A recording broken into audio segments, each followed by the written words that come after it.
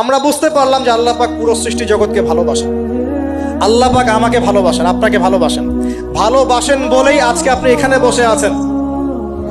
আল্লাহ পাক আপনাকে ভালোবাসেন বলেই লক্ষ লক্ষ কোটি কোটি মানুষ এখন জেনা করছে। আজকের দিনে আপনি ওয়াজ মাহফিলে বসে আছেন। আল্লাহ পাক আপনাকে ভালোবাসেন বলেই আপনি আল্লাহকে সিজদা দেওয়ার তৌফিক পেয়েছেন। আপনি লা ইলাহা ইল্লাল্লাহ কালিমা শিখেছেন।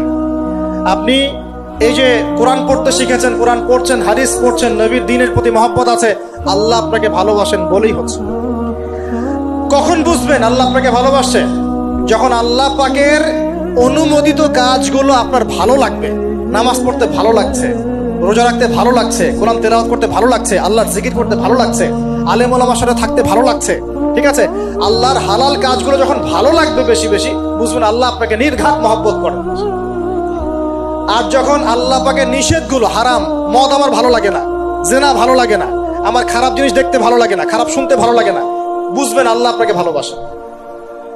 আর যখন দেখবেন খারাপের পিছনে আপনার ঝোঁক বেশি, দুর্নীতি করতে ভালো লাগে, সুদ খাইতে ভালো লাগে, ঘুষ খাইতে ভালো লাগে, কাউকে ঠকাইলে মনে হয় আমি স্মার্ট হয়ে গেলাম, হ্যাঁ, মানুষের টাকা আত্মসাৎ করতে ভালো লাগে, নামাজ না পড়ে ঘুম দিতে ভালো লাগে, ঠিক আছে, রমজান মাসে বিড়ি টানতে ভালো লাগে, ঠিক আছে, মেয়ের সাথে যে টাঙ্কি মারতে ভালো লাগে, তখন বুঝবেন যে আল্লাহ আপনাকে এখনো ভালোবাসেন বা আপনি আল্লাহর ভালোবাসা পাওয়ার যোগ্যতা হারিয়ে ফেলেছেন।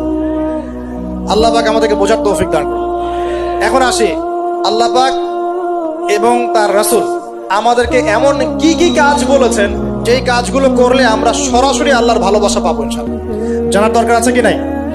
আমি অল্প কয়েকটা কাজ বলে শেষ করছি। এক নাম্বার, আল্লাহ এবং তার রাসূল আমাদেরকে জানিয়েছেন আমরা যদি তাওহীদের উপর থাকতে পারি, একত্ববাদ, লা ইলাহা ইল্লাল্লাহ, আল্লাহর ভালোবাসা পাবো ইনশাআল্লাহ। যে ব্যক্তি শিরকের পাপে লিপ্ত আছে সে আল্লাহর ভালোবাসা পাবে না যতক্ষণ না সে তওবা করে ফিরে আসছে। অতএব আল্লাহর ভালোবাসা পাওয়ার জন্য এক নাম্বার কাজ কি ভাই? আল্লাহর তাওহীদের কালিমা লা ইলাহা ইল্লাল্লাহ এর উপর থাকা, শিরক বাদ দেওয়া। শিরক সম্পর্কে জানার জন্য একটা বই পড়েন, কিতাবুত তাওহীদ।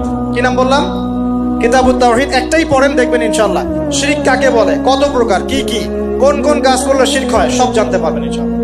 এই বইটা একটু কঠিন, এই বইটার ব্যাখ্যা বের হয়েছে, ব্যাখ্যা যুক্ত বই কিনবেন এবং যেগুলো বুঝবেন না ওলামায়ে কেরামকে জিজ্ঞাসা করবেন, কারণ সবগুলো কিন্তু বুঝতে পারবেন। এক নাম্বার। দুই, নবী সাল্লাল্লাহু আলাইহি ওয়াসাল্লামের অনুসরণ করলে আল্লাহ আমাদেরকে ভালোবাসবেন। দলিল, আল্লাহ পাক সূরা আলে ইমরানের মধ্যে বলছেন 31 নম্বর আয়াতে আল্লাহ বলছেন, কুল, হে নবী আপনি বলে দিন, ইন কুনতুম তুহিব্বুনাল্লাহ, তোমরা যদি, হে আদম সন্তান, হে উম্মতে মুহাম্মাদী, তোমরা যদি আল্লাহর ভালোবাসা পেতে চাও, ফাত্তাবিউনি, তোমরা আমাকে অনুসরণ করো। কাকে? আমাকে বলতে কাকে? রাসূলুল্লাহ সাল্লাল্লাহু আলাইহি ওয়াসাল্লামকে। তাহলে কি হবে? ইউহিব্বুকুমুল্লাহ, আল্লাহ পাকও তোমাদেরকে ভালোবাসবেন। বলে সুবহানাল্লাহ, আল্লাহ আমাকে ভালোবাসবেন ইনশাআল্লাহ। আর কি? ইয়াগফির লাকুম যুনুবাকুম, আল্লাহ পাক তোমাদের সমস্ত গুনাহ মাফ করে দিবেন। আল্লাহু গফুরুর রহিম, আল্লাহ পাক পরম করুণাময়, অসীম দয়ালু।